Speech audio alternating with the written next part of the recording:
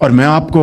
کس طرح یہ بات بتاؤں کہ کس طریقے سے ہم نے ان دوست ممالک کو جا کر قرضے لینے کے لیے ان کے درخواستیں دیں اور ان دوست ممالک نے ہمیں مایوس نہیں کیا، لیکن آپ جانتے ہیں کہ جو قرض لینے جاتا ہے اس کا سر جھکا ہوا ہوتا ہے، اور پھر اس کے بعد جو آبلیگیشنز آتی ہیں وہ آپ کو اس کا اچھی طرح علم ہے۔ میں یہاں پر بغیر کسی لگی لپٹی کے آپ کو بتانا چاہتا ہوں کہ میں بھی اور خاموشی کے ساتھ فیلڈ مارشل ہم کئی ممالک میں گئے اور ان سے کہا کہ IMF کا پروگرام ہے، یہ ہمارا ایکسٹرنل گیپ ہے، آپ اتنے بلین ڈالرز دے دیں، آپ اتنے بلین ڈالرز دے دیں۔ میں ان ممالک کا، ان دوست ممالک کا بے حد شکر گزار ہوں کہ جنہوں نے ہماری پذیرائی کی، لیکن آپ جانتے ہیں کہ جب کوئی کسی سے مانگنے جاتا ہے تو اپنی عزت نفس کے اوپر وہ اس کی قیمت اس کو چکانی پڑتی، کمپرومائز کرنا پڑتا ہے، اور پھر بعد میں کوئی ایسا کہیں سے خواہش آ جائے تو اس خواہش کو وہ کتنی بھی اس کو امپلیمنٹ کرنے کا کوئی جواز نہ ہو، آپ اس کا بوجھ لیتے ہیں۔ تو میں سمجھتا ہوں کہ یہ وہ حالات ہیں جن سے ہم گزرے۔ پھر ان ممالک میں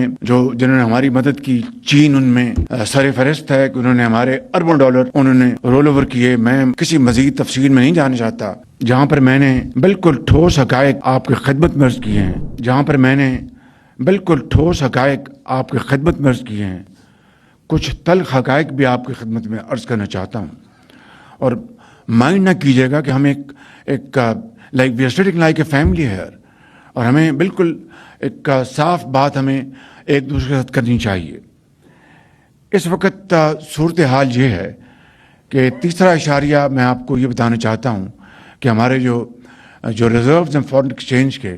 وہ اس وقت سے اگر آپ اس کا مقابلہ کریں تو آلموسٹ ڈبل ہو چکے ہیں الحمدللہ، لیکن اس میں دوست ممالک کے قرضے شامل ہیں۔ اور میں آپ کو کس طرح یہ بات بتاؤں کہ کس طریقے سے ہم نے ان دوست ممالک کو جا کر قرضے لینے کے لیے ان کے درخواستیں دیں، اور ان دوست ممالک نے ہمیں مایوس نہیں کیا، لیکن آپ جانتے ہیں کہ جو قرض لینے جاتا ہے اس کا سر جھکا ہوا ہوتا ہے، اور پھر اس کے بعد جو آبلیگیشنز آتی ہیں وہ آپ کو اس کا اچھی طرح علم ہے۔ میں یہاں پر بغیر کسی لگی لپٹی کے آپ کو بتانا چاہتا ہوں کہ میں بھی اور خاموشی کے ساتھ فیلڈ مارشل ہم کئی ممالک میں گئے اور ان سے کہا کہ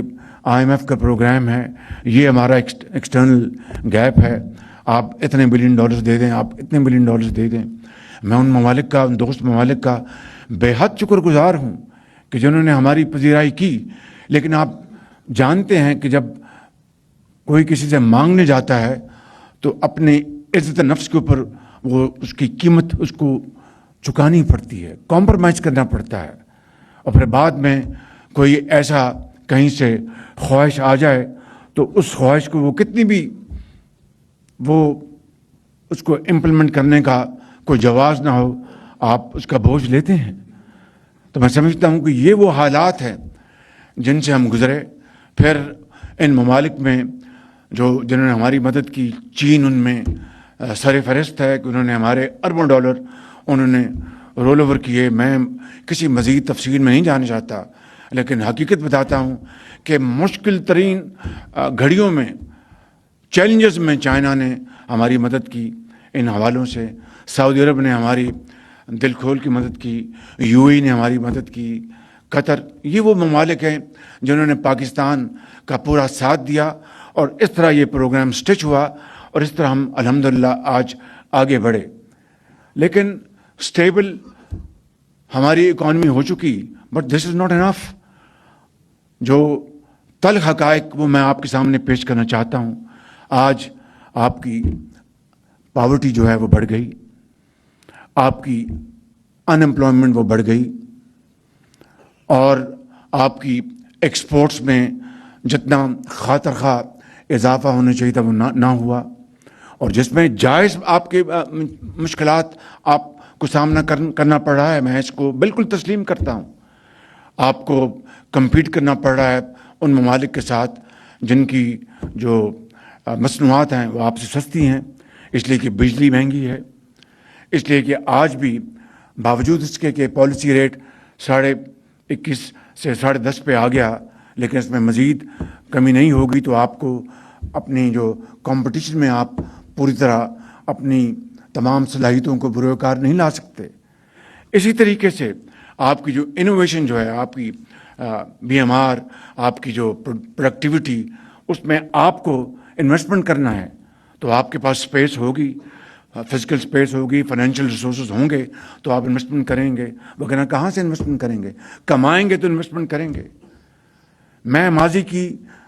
तारीख में नहीं जाना चाहता कि जब बहुत कमाया हमने, लेकिन ये हकीकत है और तल्ख हकीकत है कि हमने R&D में कोई खातर खा उसमें इजाफा नहीं किया, हमने इनोवेशन में कोई खातर खा इजाफा नहीं किया, चाहे वो एग्रीकल्चर है, चाहे वो इंडस्ट्री है, चाहे वो कुछ और है, चाहे वो एक्सपोर्ट्स हैं। बहरहाल ये आज का मौजू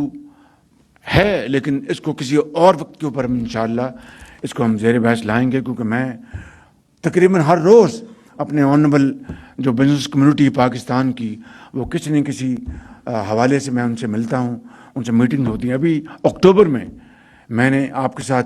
3 घंटे लगाए और उसके बाद मैंने 9 सब कमेटीज़ बनाई, जिनको तवातर के साथ मैं इन महीनों में मैं रेगुलरली मिलता रहा और आपकी जो शानदार तजावीज़ थी, और इन committees probably for the first time in Pakistan history मैंने इन कमेटीज़ के जो चेयर्स थे मैंने प्राइवेट सेक्टर से चुने। मैं जानता हूं कि अफसरशाही और मेरे जो सियासी कॉलीग्स हैं वो दिल में उनको पसंद नहीं आया होगा कि ये वज़ीर आज़म ने क्या प्राइवेट सेक्टर से हमारे ऊपर बिठा दिया, लेकिन मैं समझता हूं कि जिसका काम उसको साजे। आप गवर्नमेंट जो है वो बिजनेस नहीं करती, दुनिया में कहीं नहीं करती, जहाँ करती हैं तो वो तबाही का मूजब बनती हैं। बिजनेस प्राइवेट सेक्टर ने करना है। तो अगर आपने बिजनेस को चलाना है, आपने कमाना है, आपने डॉलर्स लेके आने हैं, आपने एम्प्लॉयमेंट आगे बढ़ानी है, आपने गुर्बत में कमी करनी है, आपने तनख्वाहें देनी है, तो ये किस तरह हो सकता है कि आपको किसी और जगह से डिक्टेट किया जाए और आप उसके बंदे बन जाइए? मुमकिन नहीं है बिल्कुल। तो इसलिए मैंने आपको चेयरमैन बनाया इन कमेटीज़ का। यकीनन बाज़ कमेटीज़ ने उनकी पर्सनल उनका एजेंडा भी होगा, लेकिन बहुत कम, ओवरवेलमिंगली आपने पाकिस्तान के बेहतरीन मफाद में वो तजावीज़ दी, और उनमें से बास, राना साहब ज़रा तवज्जो दीजिएगा मेहरबानी करके, उनमें से बास तजावीज़ के ऊपर अल्हम्दुलिल्लाह अमल हो चुका, और आप जानते हैं कि किन किन तजावीज़ के ऊपर फैसले हो चुके, नोटिफिकेशन निकल गए अल्हम्दुलिल्लाह। बाकी जो आपकी तजावीज़ हैं they are in the melting pot. इंशाअल्लाह उसके ऊपर पूरी काविशों के साथ, कोशिश के साथ, आपकी मशावरत के साथ इंशाअल्लाह उनके ऊपर हम अमल पैरा होंगे। और ये पहली मरतबा है अल्हम्दुलिल्लाह, माजी में भी ऐसी मिसालें हैं जहाँ पर गुफ्तम बर्खास्तम नहीं था बल्कि अमली फैसले किए गए। कई मिसालें हैं मेरे बड़े भाई मियाँ मोहम्मद नवाज शरीफ के दौर में। मैं समझता हूँ कि प्राइवेट सेक्टर के लिए,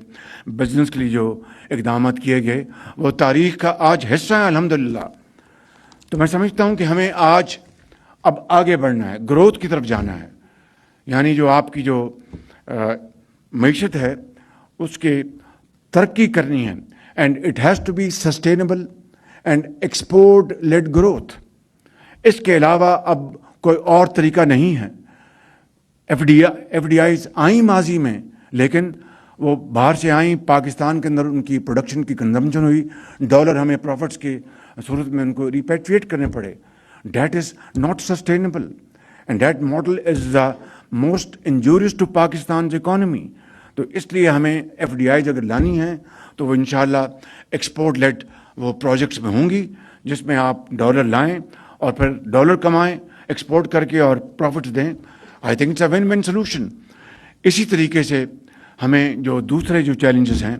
उसके ऊपर हमें पूरी तवज्जो देनी है। इसके अंदर रिसर्च एंड डेवलपमेंट है, इसमें हमारी जो यूनिवर्सिटीज़ हैं उनके अंदर कैपेबिलिटी हमें बढ़ानी है। आपने उसमें मशवरा देना है कि किस तरह हम इस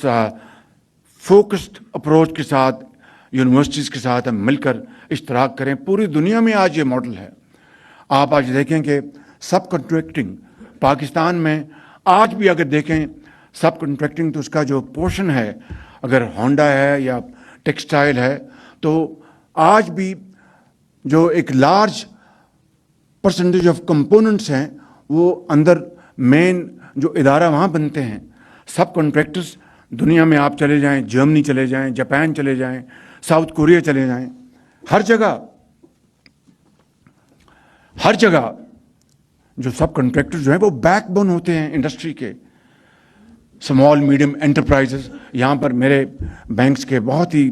लायक एहतराम CEOs बैठे हैं। मैं बड़े अदब से कहूँगा कि मुझे बता दीजिए कि आपकी जो आप लोन देते हैं उसकी क्या परसेंटेज जो है आप स्मॉल मीडियम एंटरप्राइजेस को देते हैं। आप कितने आप अपने लोन्स जो आपकी जो सब्सिडी लेवल जो है एग्रीकल्चर का उनको लोन देते हैं, कितना आप समीडा के जो मीडियम लेवल उनको लोन देते हैं। यहाँ पर जो बड़े बड़े यहाँ पर माशाल्लाह पाकिस्तान के एंटरप्रेन्योर्स बैठे हैं, आरिफ हबीब साहब, ये मियाँ साहिबान पीछे बैठे हैं, भट्टी साहब सब बैठे हैं। आंखें बंद करके आप उनको देते हैं कि ये गिने चुने आपके कस्टमर्स हैं जो कभी डिफ़ॉल्ट नहीं करते, लेकिन जिनके पास पोटेंशियल है, कैपेसिटी है और एक्सपर्टीज़ है, मगर उनके पास कैपिटल नहीं, उनको आप इसलिए नहीं देते कि रिस्क इन्वॉल्व है। देखें, रिस्क के बगैर कभी दुनिया में कोई चीज़ कामयाब नहीं हुई। तो मैं समझता हूँ कि यहाँ पर हमारे फाइनेंस मिनिस्टर तशरीफ़ फरमा हैं, इनसे भी मैंने गुजारिश की, गवर्नर स्टेट बैंक बैठे हैं, इनसे कई मरतबा बात हो चुकी है कि अब हमें डाइवर्ट करना पड़ेगा कैपिटल। अगर आपने पाकिस्तान के चारों कोनों में तरक्की और खुशहाली का आपने सफ़र जारी करना है तेज़ी के साथ, तो फिर आपको जो मीडियम लेवल और स्मॉल लेवल जो एंटरप्रेन्योर्स हैं उनका आपको हाथ पकड़ना पड़ेगा।